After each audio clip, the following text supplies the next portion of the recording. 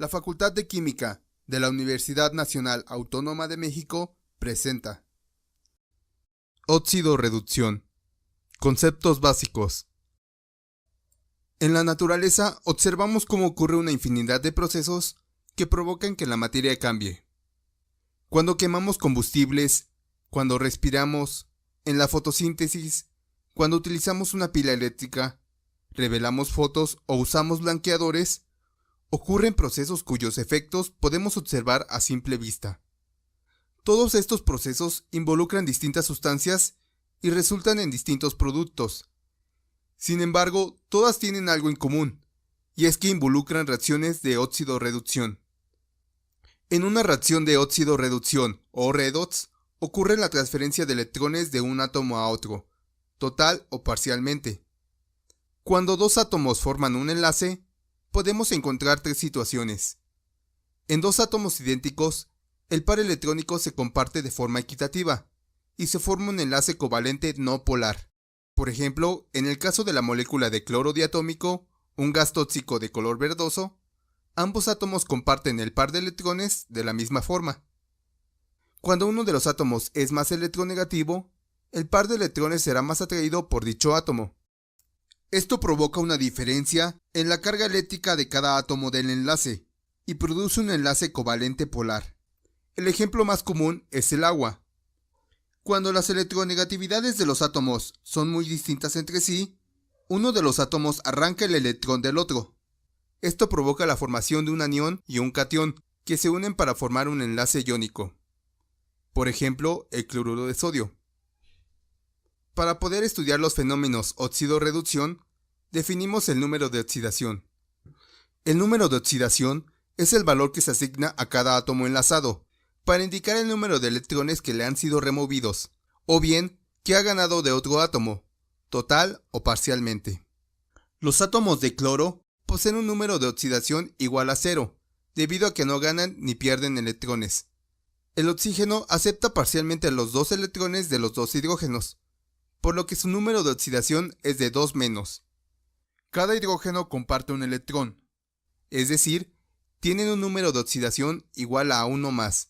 En el caso del cloruro de sodio, el cloruro acepta totalmente el electrón del sodio. Sus números corresponden a 1- y a 1+. La suma de los números de oxidación de un compuesto debe corresponder a su carga eléctrica. Una reacción de óxido-reducción o reacción redox ocurre cuando hay un cambio en el número de oxidación de un elemento. Estudiemos la siguiente reacción. Tenemos una disolución de sulfato de cobre 2 a la que agregamos zinc metálico.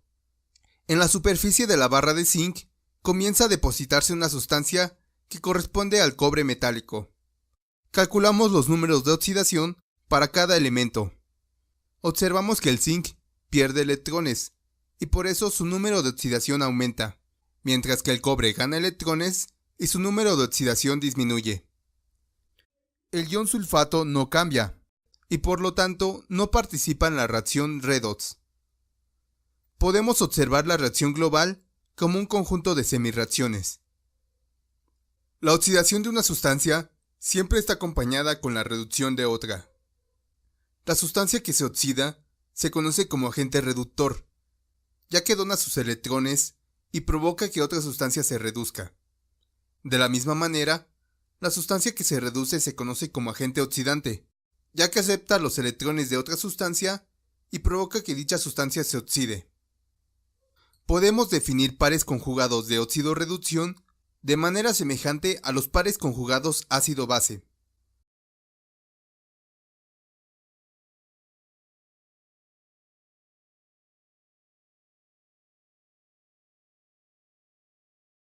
Al igual que en ácidos y bases, el comportamiento de un reductor u oxidante depende de la sustancia que enfrenta.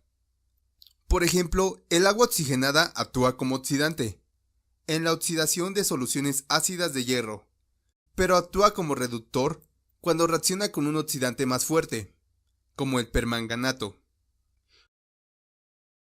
En la reacción de cobre y zinc, las sustancias están en contacto directo y la transferencia de electrones ocurre en la disolución.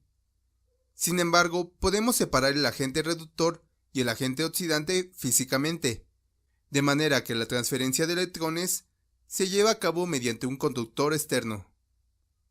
La diferencia de energía entre reactivos y productos de una reacción redox que se produce de manera espontánea se desprende en forma de calor, pero se puede aprovechar convirtiéndola en energía eléctrica.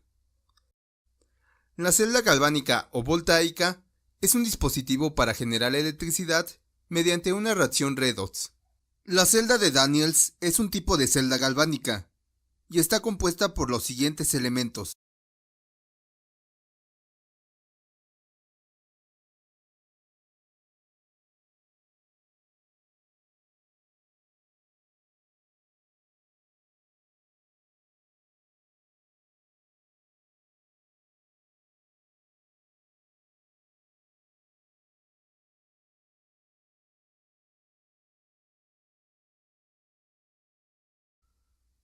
Podemos preparar una celda para la reacción de zinc y cobre. Los electrones fluirán desde el ánodo, es decir, el zinc metálico, hasta el cátodo, es decir, el cobre metálico, a través del alambre.